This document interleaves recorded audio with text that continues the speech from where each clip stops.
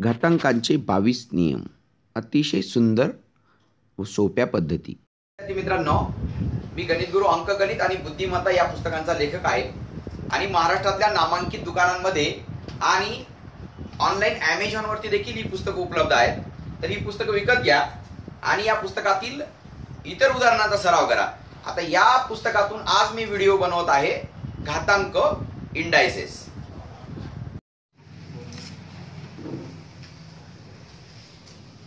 सर्वांनी इकडे लक्ष द्या. छान एक माझ्याकडे एक संग्रही तुमचा हेर आहे आणि ज्यावेळेस तुमची भरती होईल किंवा ज्यावेळेस तुमचं सिलेक्शन होईल त्यावेळेस माझ्या नंबरला एक कॉल करा की सर तुम्ही शिकवलं होतं आणि त्यामुळे माझा नक्कीच आमचा फायदा झाला. आणि ज्यांना फायदा होत असेल त्यांनी हात वर करा. वा वा वा, चांगली छान अशी स्माइल द्या.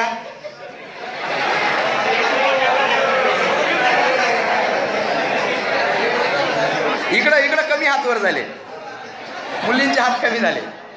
ओके,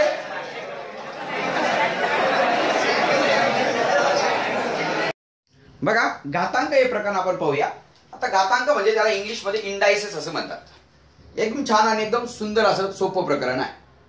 आता मला सांगा, मी समजा 3चा असा चौथा घात घेतला, याचा अर्थ काय होतं माहितीये का? 3चा 4 वेळेस गुणाकार, म्हणजे 3 4 वेळेस घ्यायचा, 1 2 3 आणि 4 असं 4 वेळेस गुणाकाराचं चिन्ह करायचं. म्हणजे 3 जर 4 वेळेस गुणिले सापडला आपल्याला तर आपण शॉर्टकट लिहिताना 3चा चौथा घात असं लिहायचं. कळलं? समजा मी 5 वेळेस 5चा 5 गुणिले 5 लिहिलं, काय होईल? 5चा हा एक आणि हा एक, म्हणजे 5चा किती झाले? 2, म्हणजे 5चा वर्ग. 2 असेल तर वर्ग म्हणायचं, 3 असेल तर घन म्हणायचं आणि बाकीचं पुढे चौथा घात, 5वा घात, 6वा घात असं म्हणायचं. ओके, जर एखाद्या संख्येला घात नसला त्याचा एक मानायचा, घात मानायचा असतो. काय मानायचा असतो? एक घात, 5चा पहिला घात. आता मला सांगा, मी समजा 5चा चौथा घात घेतला आणि 5चा समजा घन वर्ग घेतला. 5चा चौथा आणि 5चा काय घेतला? वर्ग घेतला. म्हणजे 5चा चौथा म्हणजे 5 किती वेळेस द्यावा लागेल मला गुणाकारात? 4 वेळेस. 1 2 3 4. ओके, गुणिलेचं चिन्ह आहे म्हणून गुणिले घ्यायचं. 5चा वर्ग म्हणजेच काय? 5 गुणिले 5. याचा 2 वेळेस घेतला आणि याच्यासाठी की याच्याऐवजी काय घेतलं? याचा 4 वेळेस गुणाकार घेतला. म्हणजे एकूण गुणाकार किती वेळेस झाला 5चा? 1 2 3 4 5 6. म्हणजे 5चा 6 वेळेस गुणाकार, म्हणजे 5चा कितवा घात घेतला? 6वा घात घेतला. कळलं का? 5चा 6वा घात. मग लक्षात ठेवायचं, जर पायासारखा असेल तर फक्त यांची बेरीज करून टाकायची. पुढे 4 आणि 2 काय करायचं? 6 करून टाकायचं. कळलं का तुम्हाला?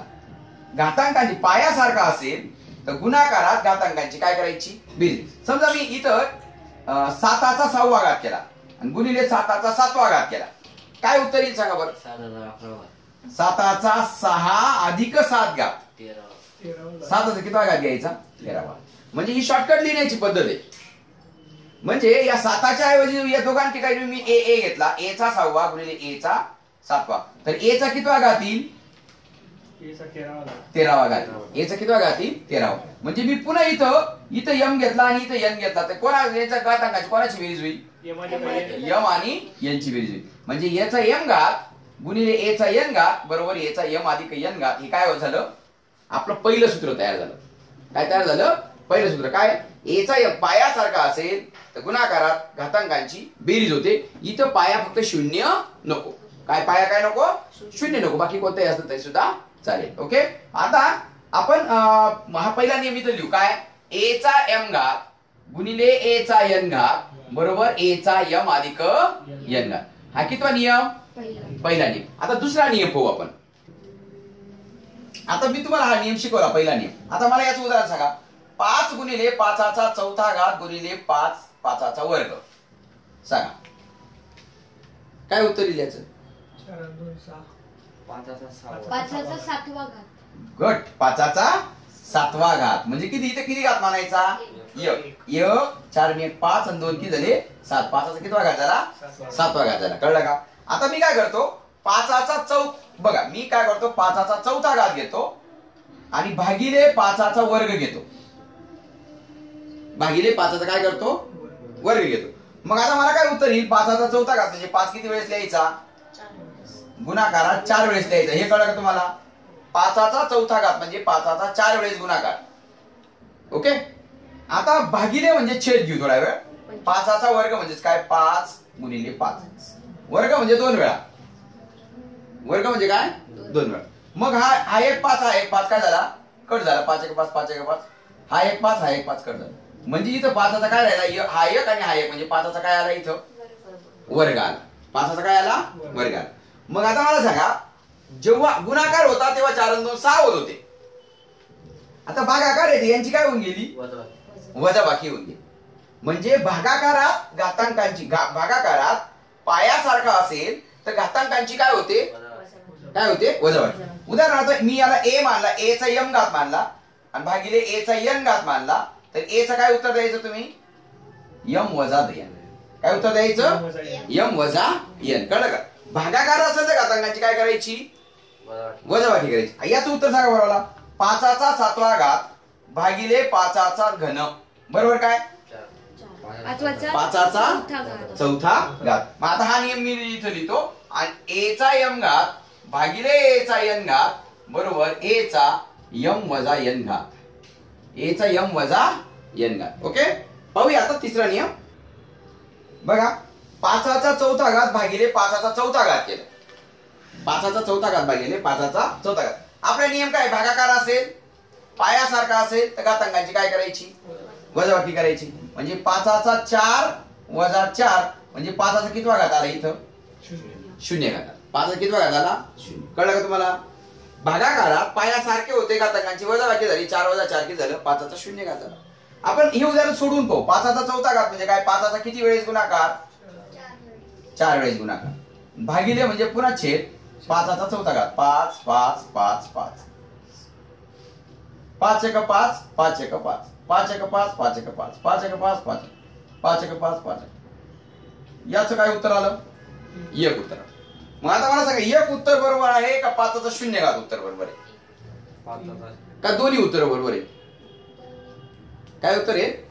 दोन्ही उत्तर बरोबर आहे. काय आहे? दोन्ही उत्तर. म्हणजे 5चा 4 वजा 4 आपण भागाकारात पाया समान असेल तर घातांकांची वजाबाकी करतो. म्हणजे 4 वजा 4 0 झाला. 5चा 0 घात झाला. आणि इथं असं 5चा चौथा घात भागिले 5चा चौथा घात केलं तर ते एक उत्तर आलं. म्हणजेच 5चा 0 घात बरोबर 1. 5चा 0 घात बरोबर काय? 1. मग लक्षात ठेवायचं, कोणत्याही संख्येचा 0 घात हा नेहमी काय असतो? 1 असतो. मग मी आता ए चा 0 घात म्हटलं तर काय? ए चा 0 घात बरोबर काय? याच्यामध्ये 0 तर संख्या बरं का, म्हणजे 0 सोडून उरलेल्या संख्या असं गृहीत धरायचं. काय सांगितलं? 0 सोडून उरलेल्या संख्या म्हणजे कोणत्याही संख्येचा 0 घात हा 1 असतो. म्हणजे आपला नियम काय आला? ए चा 0 घात बरोबर 1. ए चा 0 घात बरोबर काय? 1. कळला का? नियम कळला का? कोणते? मग आता सांगा, 5चा 0 घात म्हणजे किती? 1. 7चा 0 घात म्हणजे किती? 1. 0चा 0 घात नाही म्हणता येणार ना, 0 सोडून. पाहूया आता पुढचा नियम. आता बघा, 5चा चौथा घात भागिले 5चा घन. आता 5चा भागाकारात पाया समान असेल तर घातांकांची काय होईल? वजा 4 वजा 3 म्हणजे किती? 5चा कितवा घात आला? 1 उत्तर. आणि असं जर केलं, 5चा चौथा घात 5 4 वेळेस लिहायचा आणि भागिले पुन्हा 5चा घन लिहायचा.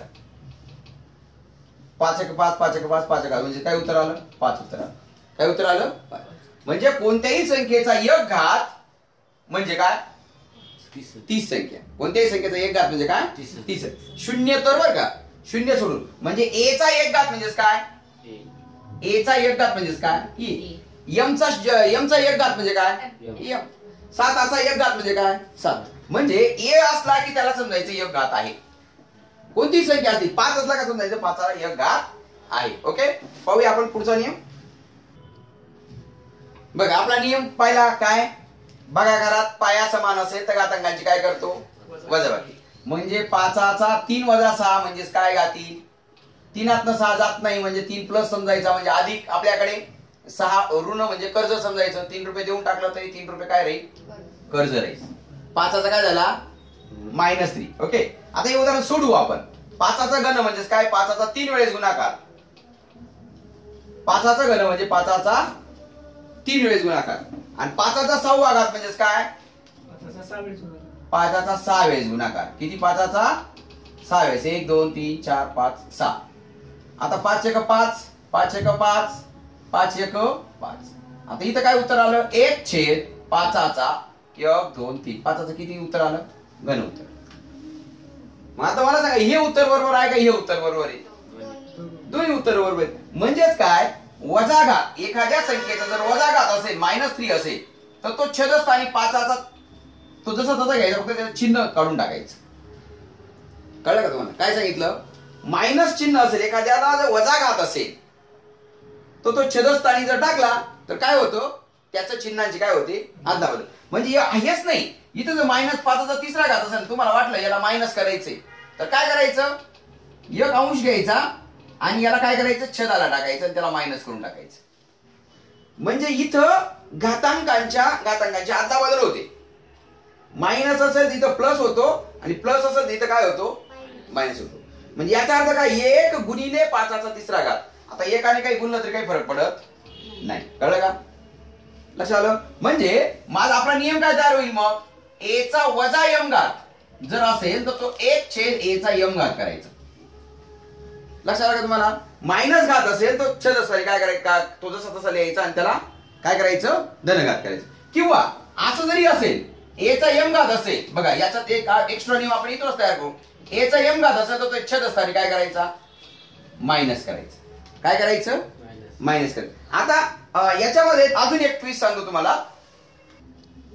आता समजा मी 5चा वजा 7वा घात केला आणि खाली 4चा वजा 3रा घात केला. खाली काय केलं 5चा वरती 5चा वजा 7वा खाली 4चा वजा 3रा घात केला आणि मला दोघांच्या दोघं ऋण चिन्ह काढून टाकायचे. तर काय करायचं हा कुठं आणायचा वरती आणायचं म्हणजे काय 4चा घन तयार आणि हा कुठं आणायचा छेदस्थानी म्हणजे 5चा कितवा घात झाला 7वा घात झाला. कळलं का तुम्हाला? म्हणजे जेव्हा ऋण घात असतील काय सांगितलं जेव्हा ऋण घात असतील तेव्हा धन करायचे असतील तेव्हा काय करायचं ओके. आता बघा मी इथं बी 7 केला. आता काय होईल इथं 4चा काय होईल 7वा घात. 4चा काय होईल 7वा घात. म्हणजे चिन्ह बदलायचे असतील तर काय करायचं अंशाचं छेद करायचं छेदाचं अंश करायचं. मग हा नियम लिहू आपण. बघा 7वा नियम काय आहे a चा वजा m घात छेद a चा वजा n घात बरोबर वरती आणायचा a चा n घात छेद a चा m घात. म्हणजे घातांकांची काय करायची आपण मायनसच धन करण्यासाठी धनचं ऋण करण्यासाठी आपण फक्त त्यांचं काय करायची आदला बदल करायची. ओके. आता बघा हा नियम पहा बघा 3/5 आहे आणि याचा समजा -3 घात आहे. काय घाते 3/5चा वजा 3 घाते म्हणजे हा 3चा बी वजा 3रा आहे आणि हा 5चा बी काय आहे वजा 3रा आहे. हा जो कंसाला घात असेल ना या दोघांना नाराज करायचं नाही. तो भागाकारात असो नाही तर काय असो गुणाकारात. आता असं जरी असेल 3 गुणिले 5 त्याचा 4था घात असेल या 3ला बी 4था घात द्यायचा आणि 5ला बी काय द्यायचा 4था घात. हा एक नियम तयार होतो आणि हा एक नियम तयार होतो. काय नियम तयार होतो 8वा नियम बघा. 8वा नियम बघा a गुणिले b कंसाचा m घात असेल तर a चा बी m घात द्यायचा गुणिले b चा देखील काय द्यायचा m घात द्यायचा. कंसाचा घात असेल तर दोघांना द्यायचं दोघांना घात द्यायचा. किंवा a भागिले a छेद b असं म्हटलं तरी चालेल. याचा m घात दिला तर तो a चाही m घात होतो आणि b चा देखील काय होतो m घात होतो. कळलं का तुम्हाला? a चाही m घात आणि b चाही m घात याच्यावरून ही लक्षात आलं. आता याच्यामध्ये एक ट्विस्ट अशी आहे की ज्यावेळेस आपण बघा याला आपण हे केलं आणि मला आता याचं काय करायचंय धनघात करायचं. मग मी काय करेन 5चा 3रा घात वरती घेईल आणि हा 3चा वजा 3रा घात कुठे घेईल खाली घेईल. मग पुन्हा दोघांचं कॉमन घात असल्यामुळे मी पुन्हा असं करेन 5/3चा घन असं करेन. 5/3चा काय करेन घन करेन. म्हणजे मला याचा ऋण घाताचा धनघात करायचा होता ना मी फक्त यांची काय केली आदला बदल केली. फक्त काय केली यांची आदला बदल केली. म्हणजे 10वा नियम काय तयार होईल a छेद b असा असेल. 10वा नियम a छेद b त्याचा वजा m घात असेल तर धन करण्यासाठी b वरती घ्यायचा a खाली घ्यायचा आणि त्याचा m घात घ्यायचा. ऋण घात धन करण्यासाठी. आणि याचं धन ऋण करायचं असेल तर ऋण करा आणि हे काय करा उलट करा. अंश छेदांची जर अदला बदल केली तर कॉमन जो घात असतो, कॉमन म्हणजे दोघांना असलेला घात जो असतो तो ऋण असेल तर धन होतो, धन असेल तर ऋण होतो. ओके, पाहूया पुढचा नियम. बघा आता पुढचा नियम बघू आपण. पाचाचा घन घेऊ. काय घेऊ? पाचाचा घन. पाचाचा घन म्हणजे काय? पाचाचा किती वेळेस गुणाकार? 3 वेळेस. 5 गुणिले 5 गुणिले 5. आता मी काय करतो? त्याचा पुन्हा असा वर्ग करतो. त्याचा काय करतो? वर्ग करतो. म्हणजे हा पाचाचा तिसरा घात जो आहे ना, हा ही वाटल्यास लिहून घेतो मी कंसात. 5 गुणिले 5 गुणिले 5 आणि त्याचा वर्ग हा 6 वर्ग लिहितो. म्हणजे हा वर्ग काय करतो? मध्ये जे काही असेल ना तर डबल लिहायला, गुणाकारात लिहायला लावतो. इथे तिसरा घात असेल तर तो काय सांगतो? ते 3 वेळेस गुणाकारात लिहा असं. चौथा घात असेल तो 4 वेळेस लिहायला लावतो. म्हणजे 5 गुणिले 5 गुणिले 5 हे किती वेळेस लिहायचं? गुणिले 5 गुणिले 5 गुणिले 5. 3 वेळेस नाही ना. किती वेळेस लिहायचं? 2 वेळेस लिहायचं. हा जर कंस आहे दोनदा लिहायचा. आता इथं गुणाकारात इथं काही गरज नाही, इथं कंस काढून टाकला. म्हणजे 5चा कितवा घात झाला? 1 2 3 4 5 6. 5चा कितवा घात झाला? 6वा घात. म्हणजे घाताचा घात असेल तेव्हा घातांकांची काय करायचा? गुणाकार करायचा. 3 दुने 6. आता मला सांगा 4चा चौथा घाताचा 5वा घात काय उत्तर आलं? 4चा कितवा घात आला? 20वा घात आला. कळलं का? घाताचा घात असेल तर घातांकाचा काय करायचा? गुणाकार. अजून एक तुम्हाला एक विनोदाने एक उदाहरण विचारतो. 5चा चौथा, तिसरा, 0 आणि दुसरा. सांगा आता 5चा 0 घात 24. बरोबर. अरे 24 कसं 0 काय? घात 4 त्रिक किती? 12. 12 दुने 24. 24 शून्य किती? 0. म्हणजे 5चा काय घात आला? 0. आणि कोणत्याही संख्येचा 0 घात काय असतो? 1. एक उत्तर असतं. लक्षात आलं का तुम्हाला? मध्ये एक 0 टाकून दिला तुमचं लगेच काय उत्तर होऊन गेलं? 0 घात. म्हणजे घाताचा घात असेल तर घातांकाचा काय करायचा? गुणाकार करायचा. ते किती का घात असेल तेवढ्यांचा गुणाकार करायचा. म्हणजे a चा m घात आणि त्याचा n घात असेल तर a चा m गुणिले n घात होतो. याचा काय होतो? m गुणिले n घात होतो. म्हणजे घाताचा घात असेल तर घातांकाचा काय होतो?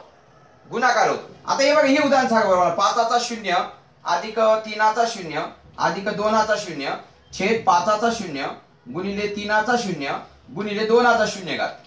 सांगा याचं काय उत्तर असेल? 0. एक. हे बघा 5चा 0 घात म्हणजे किती? 1 अधिक 3चा 0 म्हणजे किती? 1 अधिक 2चा 0 म्हणजे किती? 1 आणि खाली 5चा 0 म्हणजे किती? 1 गुणिले 3चा 0 1 गुणिले 2चा 0 1. आता 1 आणि 1 2 आणि 1 3 झाले आणि खाली 1 1 1 म्हणजे छेद प्रत्येकाला 1 असतोच. म्हणजे काय उत्तर आलं? 3 उत्तर आलं. कळलं का? खाली सुद्धा हे अधिक खाली सुद्धा देऊ शकतात. लक्षात आलं तुम्हाला? ठीक आहे. आता पाहू पुढचा नियम. तुला हे कळलं नाही की हे 3 का बदलेले? हा 2 काय सांगतो? हा जो कंस आहे ना, हा कंस जसा तसा 2दा लिहा. हा एक कंस हा एकदा लिहिला आणि हा दुसऱ्यांदा लिहिला. हा एक आणि हा एक. इथं जर 3 राहिला असता तर हा कंस किती वेळा लिहिला असता आपण? 3 वेळा लिहिला असता. म्हणजे 5 5 5 म्हणजे 5चा कितवा घात आला? हा तिसरा. आणि हा 5चा तिसरा म्हणजे 5चा कितवा घात आला? 6वा घात झाला. म्हणजे फक्त एकच गोष्ट लक्षात ठेवायची. जर समजा घाताचा घात असला 7चा 5वा घात असला आणि त्याचा वर्ग असला तर 7चा कितवा घात करायचा? 10वा घात करायचा. 7चा 5 दुने 10वा घात करायचा. घाताचा घात असेल तर घातांकांचा काय करायचा? गुणाकार करायचा. a चा m घात गुणिले a चा n घात असेल, a चा m घाताचा n घात असेल तर a चा m गुणिले n घात करायचं. किती सोपं आहे का नाही? पाहू पुढचा नियम. बघा मी आता काय लिहिलं? वर्गमुळात 5 लिहिला. काय लिहिला? वर्गमुळात 5. तर वर्गमुळात 5 लिहिला म्हणजे काय माहितीये का? वर्गमुळाचे चिन्ह लिहिलं की इथं 2 कन्सिडर करावं लागतं. म्हणजे 2 आहे असं गृहीत धरावं लागतं. तो दिला जात नाही. इथं जर 2च्या पुढची मोठी संख्या असं 2 पेक्षा मग ती द्यावी लागते. म्हणजे याला म्हणायचं घनमुळात 5, याला म्हणायचं 7व्या मुळात 5. काय म्हणायचं? 7व्या मुळात 5. मग कोणत्याही संख्येला घात काय सांगितला मी? 1. या संख्येला घात काय? 1. आता समजा या संख्येला आपण वेगळा घात देऊ. 5च्या वर्गाचं 7वं मूळ म्हणून. 5च्या वर्गाचं काय? 7वं मूळ म्हणून. मग आता याचा जर घात याचं जर करायचं असेल तर हा 5चा याचा कितवा घात द्यायचा माहिती का?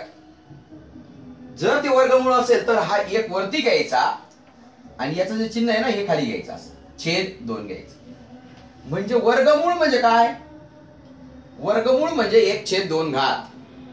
काय सांगितलं? 1/2 घात. आणि घनमूळ म्हणजे 1/3 घात. 1/3 घात. कळलं का? वर्गमूळ म्हणजे आता वर्गमुळात ए म्हणजे काय मग? शून्य तर बरं का, शून्य नसताना वर्गमुळात ए म्हणजे काय मग? ए चा 1/2 घात. कळलं? आणि घनमुळात ए म्हणजे काय मग? घनमुळात ए म्हणजे काय? ए चा 1/3 घात. हे नियम कळले का? वर्गमुळात असेल तर 1/2 घात द्या, घनमुळात असेल तर 1/3 घात द्या. आणि आता याचा कोणता घात देणार? 5चा 2 वरती घ्यायचा आणि छेद काय घ्यायचा? 7. 5चा 2/7. म्हणजे इथं जर असं समजा ए आहे आणि याचा यम घात आहे आणि इथं एन घात आहे, एन व मूळ आहे, मग असं द्यायचं ए चा यम भागिले एन घात. काय आलं? ए चा यम भागिले एन घात असं द्यायचं. कळलं तुम्हाला? हे तिन्ही नियम लक्षात आले. 12वा नियम काय सांगितला मी? हा 12वा नियम काय आहे? नियम काय मग? वर्गमुळात ए बरोबर ए चा 1/2 घात. 13वा नियम घनमुळात ए म्हणजे ए चा 1/3 घात. ए च्या यम घाताचा एन व मूळ असेल तर त्याचा म्हणायचा ए चा यम छेद एन घात. ए चं काय घ्यायचं? यम छेद एन घात. कळलं का तुम्हाला? 12, 13, 14. पाहू आता पुढचा नियम. आता बघा आपल्याला पुढचा नियम पाहिजे. वर्गमुळात 5 आहे. वर्गमुळात 5 आहे. म्हणजे वर्गमूळ म्हणजे काय मानतो आपण? इथं काय मानतो? करणी चिन्ह 2 मानतो. म्हणजे इथला 2 हा 5व्या मुळामध्ये, कितव्या मुळामध्ये?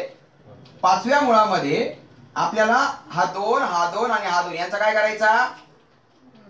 गुणाकार करायचा. म्हणजे 5व्या मुळामध्ये काय घ्यायचं? 8 घ्यायचं. सॉरी 8व्या मुळामध्ये काय घ्यायचं? 5 घ्यायचं. कळलं का तुम्हाला?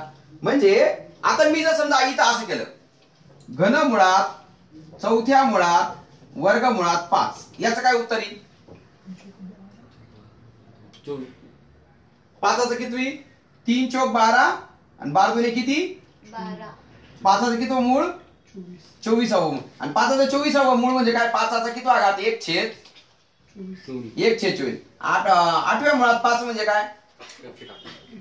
5चा 1/8. आता मला सांगा 2चा 7/9 घात म्हणजे काय? 2चा 7/9 घात म्हणजे काय? सांगा. 2च्या 7व्या घाताचे 9वे मूळ.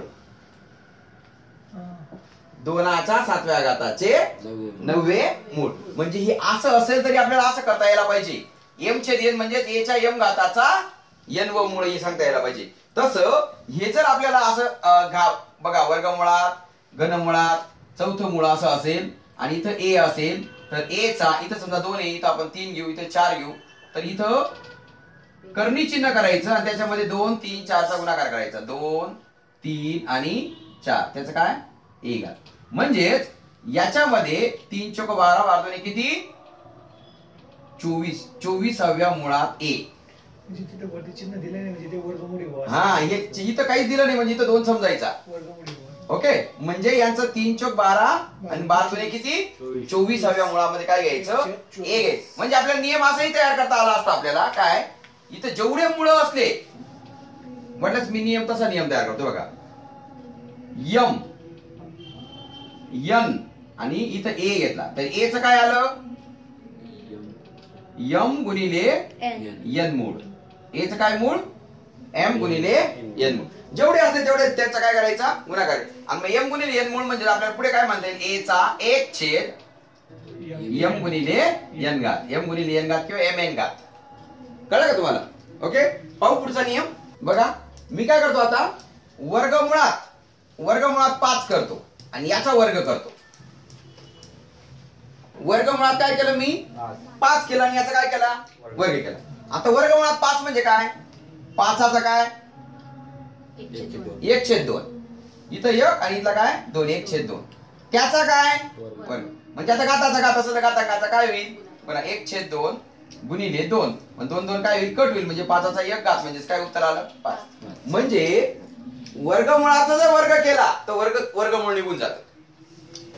शून्य तर संख्या पाहिजे, शून्य नाही पाहिजे. ओके, सगळ्यांसाठी शून्य तर संख्या पाहिजे, लक्षात ठेवा. मग 16वा नियम काय असेल? वर्गमुळात a त्याचा जर आपल्या वर्गमूळ चिन्ह काढायचं असेल, काय सांगितलं? वर्गमुळात a चा वर्ग, वर्गमुळात a चा वर्ग. आणि जर समजा हे कर्णी चिन्ह काढायचं असेल तर याचा वर्ग करायचा. याचा काय करायचं? वर्ग करायचा. म्हणजे वर्गमुळात a चा वर्ग म्हणजेच a, आणि घनमुळात घनमुळात a चा घन म्हणजे काय? एक आता घनमुळाचं चिन्ह काढायचं असेल तर काय करायचा? घन करायचा. म्हणजेच काय उत्तर आलं याचं? a. आता चौथं मूळ आहे. आता समजा मला असं एक संख्या आहे आणि त्याचं चौथं मूळ आहे. 5चं समजा चौथं मूळ आहे, पहा बरं का, 5चं चौथं मूळ आहे आणि 5चं चौथं मूळ काढायचं असेल तर काय करायचं? त्याचा कितवा घात करायचा? चौथा घात करायचा. याचा कितवा घात करायचा? चौथा घात केला काय हे जसं तसं निघून जाईल. किंवा आपल्याला हे काढायचं असेल तर 5चा चौथ्या घाताचा चौथं मूळ म्हणजे काय? म्हणजे 5 हे बघा, याचा अर्थ सांगा मला. 5चा 4 भागिले काय? 4 छेद काय? 4 घात. आणि 4 छेद 4 घात म्हणजे 1 घात, म्हणजे किती आलं? 5. म्हणजे मूळ आणि घात जर सारखा असेल, काय सांगितलं मी? मूळ आणि घात जर सारखा असेल तर ते मूळ बी कमी होतं, घात बी कमी होतं, आणि हे कर्णी चिन्ह बी कमी होतं. फक्त ती संख्या आला. आता समजा 7च्या 5व्या घाताचं 5वं मूळ म्हणजे काय? 7चा पहिला घात म्हणजे फक्त 7. 7. काय म्हणायचं? फक्त 7. म्हणजे एखाद्या संख्येचं मूळ, बघा मी तुम्हाला सांगतो, एखाद्या संख्येचं मूळ a चा m घात आणि त्याचं m मूळ असेल. काय सांगितलं? a चा m घात आहे आणि त्याचं m मूळ आहे. काय करायचं? m काय करायचं? कट करून टाकायचं. म्हणजे काय उत्तर आलं याचं? a चा n घात आणि त्याचं n मूळ असेल तरी देखील त्याचं उत्तर काय येईल? a च. कळलं का? आणि जर समजा आता बघा मी तुम्हाला सांगतो, वर्गमुळात 4 गुणिले 4, तर इथं आहे ना, इथं काही नसला का 2 समजायचा. काय समजायचा? 2. आणि हा 2 काय सांगतो? तुम्ही मध्ये 2 संख्या आहेत का? आहेत.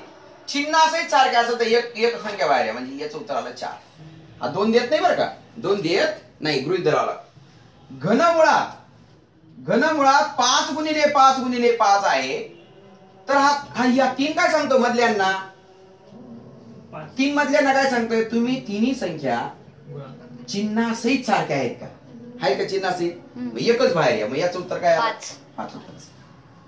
आता चौथ्या मुळात 5 5 5 5 यांचा गुणाकार केला तर याचं उत्तर काय येईल? 5. हा 4 काय सांगतोय? मधल्यांना तुम्ही चिन्हासहित 4 संख्या सारख्या आहेत का? तर काय व्हा? एक बाहेर, एक काय करा? बाहेर. लक्षात आलं तुम्हाला? मग आता मला सांगा, आता मी इथं घनमुळात 4 गुणिले 4 गुणिले 4 गुणिले 4 केलं. हा 3 काय सांगतोय?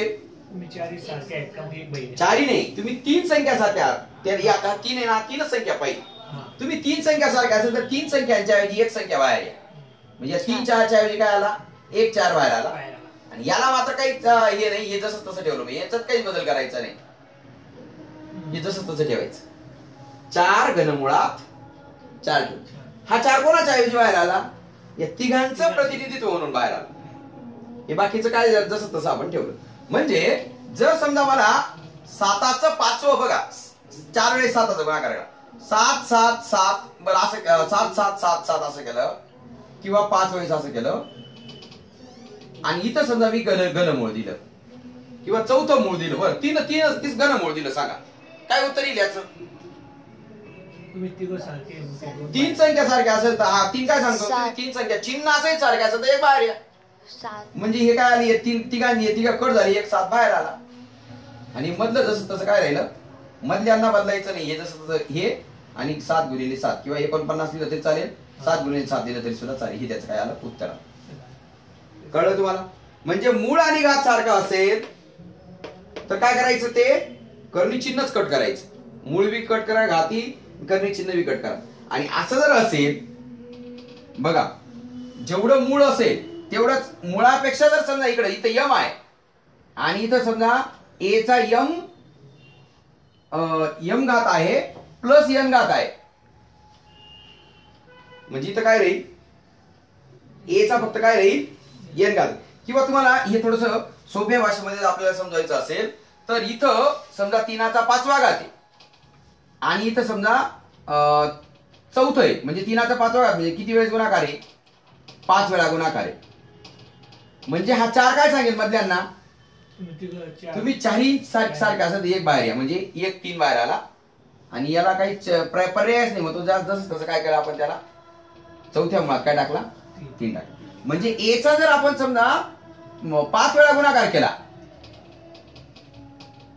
5 वेळा गुणाकार केला, 1 2 3 4 5, ओके, 5 वेळा गुणाकार केला आणि इथं 4 होता, या 4ने काय केलं, हे 4 एक कट केले, म्हणजे एक ए इथं आला, हे 4 ए च्या ऐवजी, आणि हा एकटा ए जे आहे हा काय राहिला, चौथ्या मुळात राहिला.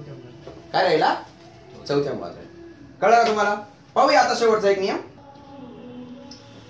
बघ आता मी याच्या म्हणजे 5 तिथं 5 घेतला आणि इथं काय केलं, 4 गुणिले 3 केलं. काय केलं, 4 गुणिले 3 केलं. याचा अर्थ काय होतो माहिती का, 5चं चौथं मूळ गुणिले 5चं घनमूळ. 3 असेल का तिसरं मूळ नाही म्हणायचं, घनमूळ म्हणायचं. दोन नसला तरी आपण त्याला वर्गमूळ म्हणतो. ओके, म्हणजे इथं जर समजा एम घेतला आणि इथं जर मी समजा एक्स वाय घेतला तर ए च एक्स देखील मूळ घ्यायचं आणि ए च वाय देखील मूळ घ्यायचं. हा कितवा नियम झाला मग आता, 20वा नियम झाला. कितवा नियम झाला, 20वा नियम झाला. कळला का? बघा, जर समजा या करणीच्या याच्या चिन्हामध्ये इथे एक्स वाय असेल तर हा एक्स यालाही मूळ द्यायचं आणि याला वाय वेगळं मूळ द्यायचं, दोघांचा गुणाकार करायचा. ओके, कोणाला नाराज करायचं नाही. तर अशा पद्धतीने आपण हे 20 नियम पाहिले. आणि एखाद्या संख्येचं जर समजा हे असेल आपल्याला काय घातांक रूपात लिहायचे असेल, समजा 3 2 5.43 तर आता तुम्हाला माहितीये दशांश चिन्हाच्या इकडचा अंक याला काय म्हणायचं, एकक, याला काय म्हणायचं दशक, याला काय म्हणायचं शतक, याला म्हणतात दशांश, काय म्हणतात दशांश, याला काय म्हणतात शतांश, काय म्हणतात. ओके, मग आता याची स्थानिक किंमत काय घेतो आपण, 5 गुणिले 1. याची स्थानिक किंमत काय घेतो, 2 गुणिले 10 म्हणजे किती आलं, 20 आलं. याची स्थानिक किंमत काय घेतो, 3 गुणिले 100 म्हणजे 300 घेतो. याची स्थानिक किंमत काय घेतो, 4/10, 10चा अंश म्हणून 4/10. याची स्थानिक किंमत काय घेतो, 3/100 म्हणजे 100चा अंश. पुढे अजून लिहिली, इथे लिहिली तर आपण याची स्थानिक किंमत काय येईल, 5/1000. अजून घेतली तर 6/10,000. 6 किती, 10,000. कळलं का तुम्हाला? म्हणजे इथं बघा, इथं 5 असेल तर याला 5ला 1ने गुणलं म्हणजे 1 म्हणजेच काय सांगा, कितवा घात, 10चा कितवा घात म्हणजे 1. कोणत्याही संख्येचा 0 घात म्हणजे 1, म्हणजे 10चा 0 घात. 10चा कितवा घात 0. 20 म्हणजे काय, 2 गुणिले 10चा 1 घात. 2 गुणिले 10 म्हणजे 2 गुणिले 10चा 1 घात. आणि याला 3 गुणिले 10चा वर्ग, 10चा वर्ग म्हणजे 100 गुणिले 3. कळलं? याला काय म्हणायचं, 4/10चा 1 घात. आणि 10चा 1 घात वरती आणायचा असेल तर काय करतो आपण, गुणिले करतो त्याला, आणि 10चा 1 घाताचा ऐवजी 10चा वजा 1 घात करतो. कळलं? म्हणजे याला काय म्हणायचं मग, याला 4 गुणिले 10चा वजा 1 घात. याला काय म्हणायचं, 3 गुणिले 10चा वजा 2 घात. याची स्थानिक किंमत काय, 5 गुणिले 10चा वजा 3 घात. याची स्थानिक किंमत काय, 6 गुणिले 10चा वजा 4 घात. मग आपण एक उदाहरण व्यवस्थित लिहू वाटल्यास. ओके, आता याची स्थानिक किंमत जर काढायची असेल, स्थानिक किंमत काढताना याला 4 गुणिले 10चा, याला 10चा 1 घाताने गुणायचं, याला 10च्या वर्गाने गुणायचं, याला 10च्या वजा 1 घाताने गुणायचं, याला 10च्या वजा 3. म्हणजे याची स्थानिक किंमत लिहिताना अशी लिहायची, 5 गुणिले 10चा वर्ग अधिक 3 गुणिले 10चा 1 घात. 3 गुणिले 10चा काय 1 घात अधिक 4 गुणिले 10चा 0 घात अधिक 3 गुणिले 10चा वजा 1 घात. अधिक 2 गुणिले 10चा वजा 2 घात अधिक 9 गुणिले 10चा वजा 3 घात झालं. याला म्हणतात काय विस्तारित रूपात मांडणी. अजून इकडे राहिलं असतं ना, इकडे समजा 7 इकडे काय कशाने गुणलं असतं 7 गुणिले 10चा घन घन केलं असतं 10च्या घनाने गुणलं असतं ते एक ऍड झालं असतं. ओके इकडे राहिलं असतं पुन्हा त्याची ऍड म्हणजे घातांक रूपात मांडणी कशी करायची हे देखील मी तुम्हाला समजावून दिलेलं आहे. आज आपल्या पहिला जो प्रकार पहिला जो भाग होता घातांकाचा जो पहिला भाग होता या घातांकाच्या पहिल्या भागामध्ये मी तुम्हाला घातांकाचे सगळे नियम समजावून सांगितलेले आहेत. हे नियम पुन्हा एकदा 1-2 वेळेस पहा आणि याच्यावरची जी उदाहरणं परीक्षेमध्ये विचारलेली आहेत ती उदाहरणं आपण भाग 2 मध्ये पाहणार आहोत. Okay all the best.